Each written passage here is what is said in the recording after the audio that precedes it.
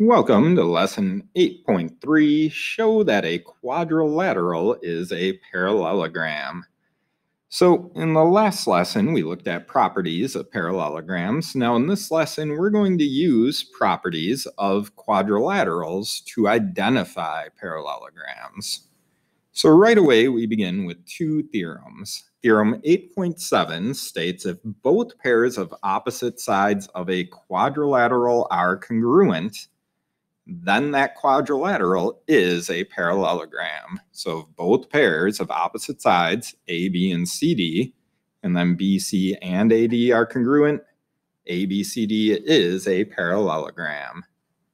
Theorem 8.8 is related to angles. If both pairs of opposite angles of a quadrilateral are congruent, then that quadrilateral is a parallelogram. So in this case, angle B congruent to D, A congruent to C, so ABCD is a parallelogram. So example 1, based on this amusement park ride, says it has a moving platform attached to 4 swinging arms. Platform swings back and forth higher and higher until it goes over the top and around in a circular motion. In the diagram below, segment AD and BC represent the 2 swinging arms, and DC is parallel to the ground, which is line N, or line L. Explain why the moving platform, AB, is always parallel to the ground, line L. So our solution. Well, we know looking at this diagram, both pairs of opposite sides are congruent. 38 and 38, 16 and 16. And those side lengths don't change. So we know ABCD is a parallelogram. So now that we know it's a parallelogram, we know that segment AB on top is parallel to DC on bottom.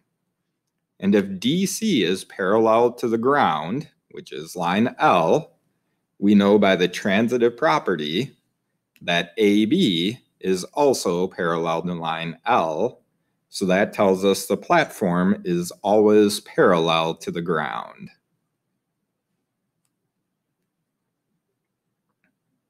Example 2 tells us we have a quadrilateral WXYZ.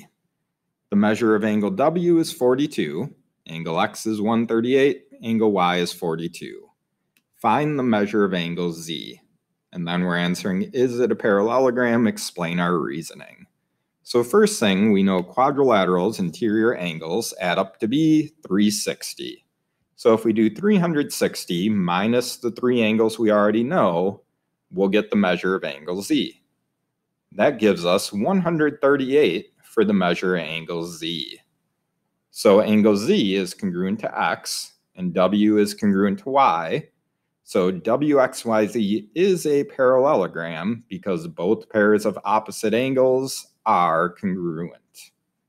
So this one based on theorem 8.8, and the one before it based on 8.7. Side lengths for 8.7, angle measures for 8.8.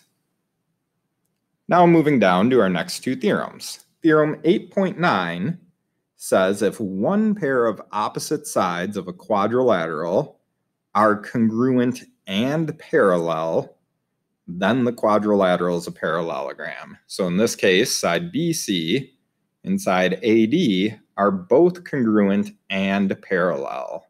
So then ABCD is a parallelogram. Theorem 8.10 says if the diagonals of a quadrilateral bisect each other, then the quadrilateral is a parallelogram. And remember, bisect means to cut something into 2 congruent or equal parts. So if we labeled this point where they cross E, we would know these are bisecting each other if BE was congruent to ED and AE was congruent to EC. Because that is the case, then ABCD is a parallelogram. Then we get to example 3 here, looking at a building and a doorway that has shifted or leaned over time. They want us to explain how we know that segment SV is equal to TU. So how do we know SV's distance here is equal to TU here? Well, what we know is ST on top is congruent to VU on bottom, and ST is parallel to VU. We have the congruent marking and the parallel marking. So by theorem 8.9, that quadrilateral STUV is a parallelogram. So then, by theorem 8.3 from our last lesson on parallelograms, we know opposite sides of a parallelogram are congruent. So that means side SV is congruent to TU, meaning their distances are equal. Example 4 wants us to use some algebra to find the missing value of x. We were told CDEF here is a parallelogram. So if it's a parallelogram, we know the distance FN has to be equal to ND. So if Fn equals ND, that allows us to solve for x. So we'd have 5x minus 8 equals 3x. Subtract the 3x, so we'd have 2x minus 8 equals 0. Add the 8, 2x equals 8.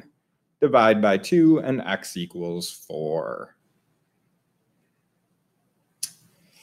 Now, example 5, in the first 3 wants us to state which theorem we can use to show the quadrilateral is a parallelogram. So in number 2, we know the top and bottom are the same length and parallel. So congruent and parallel, opposite sides would be theorem 8.9.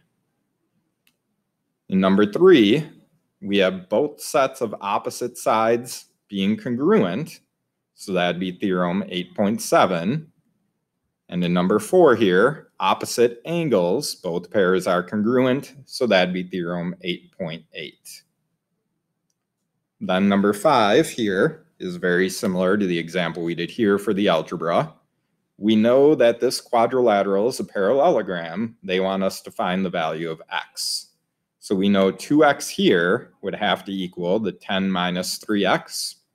So when we solve that, we'd have 5x equals 10, meaning x equals 2.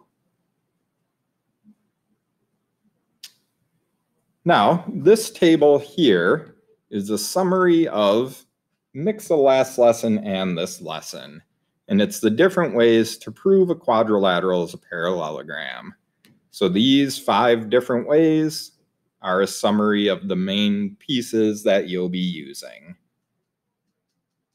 And then we're moving into our final example, example 6, which says, show that ABCD is a parallelogram. So the first thing we need to do is use the distance formula to prove a set of opposite sides are congruent. So I'm using side AB and DC. So our distance formula, change in x squared plus change in y squared, all in the square root. So for our distance of AB, we're going to use the point -3, 3 and 2, 5. So our distance ends up being the square root of 29. For CD, we're using the point 0, 0, and 5, 2. So when we put that into the distance formula, we also end up with the square root of 29. So we know those two sides are the same length or congruent. Then we want to use the slope formula for the same two sides. So we're using slope of AB and CD. So change in y over change in x. So our slope of AB would be 5 minus a -3 over 2 minus the -3. And this should be 5 minus a +3, not a -3. So just a quick change there. This would just be 5 minus 3 on top, not minus -3. Because that 3 here for the y was positive. So 5 minus 3 on top is 2. 2 minus a -3 on bottom is 5, giving us a slope of 2/5. Find the slope of CD. 2 minus 0 over 5 minus 0 is also 2/5. So in that case, both lines have the same slope, meaning they're parallel, and the same distance, meaning they're congruent. So because AB and CD are congruent and parallel, we can use theorem 8.9 to state that ABCD is a parallelogram. So the main ideas for this lesson can be summarized with the different theorems and the definition into this table of 5 different ways to prove any four-sided figure, quadrilateral, is a parallelogram.